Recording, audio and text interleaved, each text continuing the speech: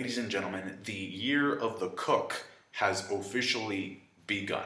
All right, now we follow the same format as the previous cover pages. We have the bounty posters being admired or seen by people who really care about the Straw Hats. In this case, it's Nami. Love this chapter, by the way. This is how you open up the year of the cook. Anyway, we have Capone and Peckham's there, and Peckham's just looking at the destruction of Zoe. He's like, what the fuck? What happened here? Tamago is noticeably absent here, but then I thought to myself, wait, Capone is a human fortress. Therefore, he could be carrying a shit ton of people, including Tamago, inside of his body.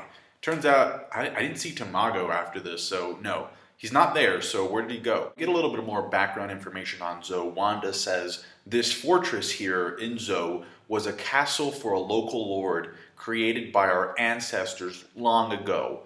So is that like a shout out to the Void Century? There has to be a poneglyph up in this bitch. I'm telling you right now. No way in hell there's not a poneglyph on Zoe. Wanda and Nami exchange clothes as a sign of friendship. Nami gets the national treasure dress and Wanda gets the bikini. And then Sanji, man, you would think that because these are like minks, he would restrain himself a little bit. No. He's the guard chewing these girls up. It's funny because we haven't seen him for so long, so you kind of begin to miss this character, and then Oda just shows him doing these things, and I'm like, I'm not really sure if I miss him doing that specifically. So you're like, whatever. But then by the end of the chapter, you're like, okay, I'm back. I'm invested again. We find out that they actually locked up Momonosuke, because if they see him in his human form, shit's gonna hit the fan real soon. Because he looks like a samurai, and that's the thing that Jack was looking for when he destroyed Zoe.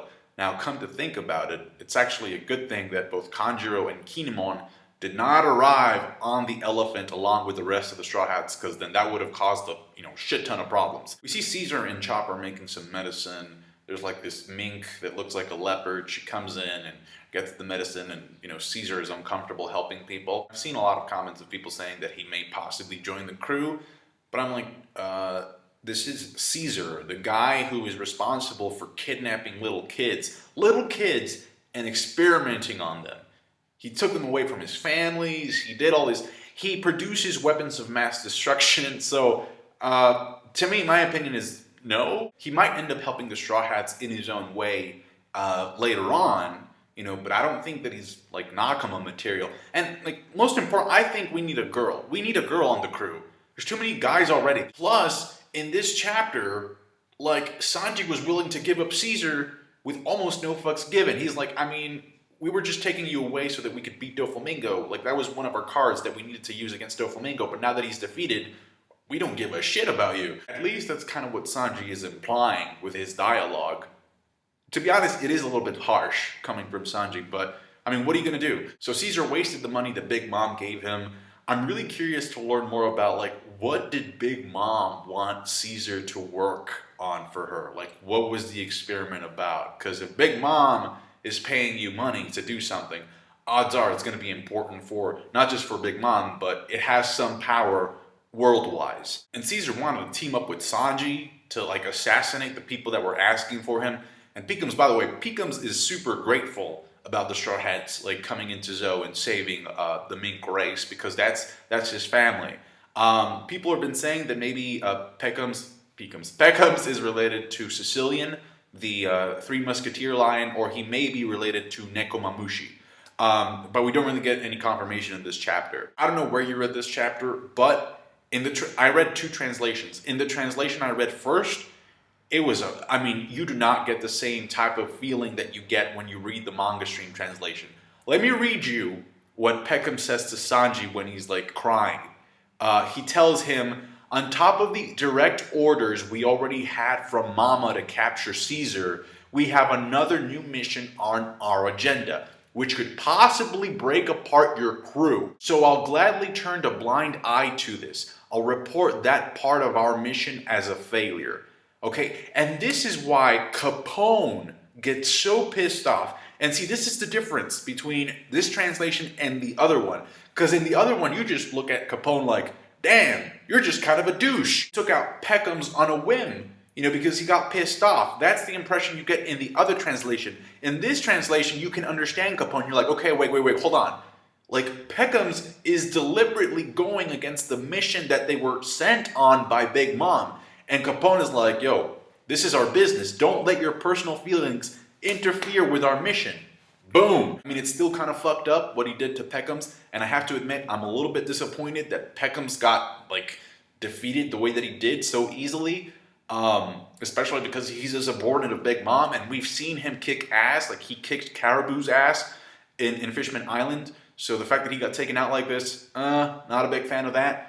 But at the same time, like, Capone is just following orders, and he's also a part of the worst generation for a reason. And I guess you could argue that Peckham's was caught off guard by Capone, and Capone's bounty, like, it shot up. He's worth 300 million, which puts him a little bit below Zorro. I like this though, because Capone is running the show, which is something that you would expect from a subordinate of a Yonko. He's like, hey, I really don't want to cause a scene. That's why I didn't use a cannon to blow this line into oblivion, because that would cause problems to me too, because if the Minks know that I'm here, they're probably going to back you up and they would fight me, and I don't want to, no. I like how Capone has a guy on his crew named Vito Corleone.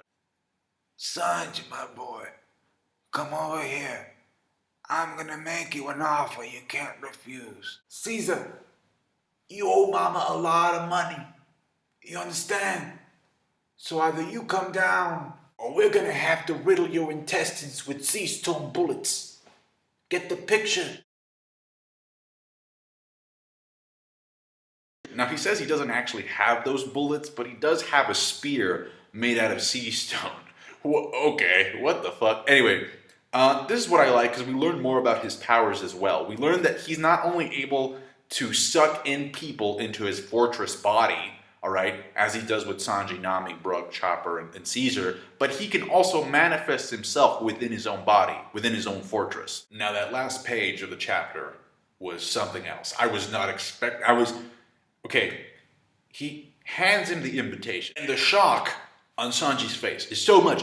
He is so shocked, in fact, that he drops his cigarette. When the fuck has that happened? Ever. When has he dropped this cigarette? That is some crazy stuff. So either he knows this, what is it, pudding? Let me read this. The bridegroom will be the third son of the Vince Smoke family, Sanji. And the bride will be the 35th daughter of the Charlotte family.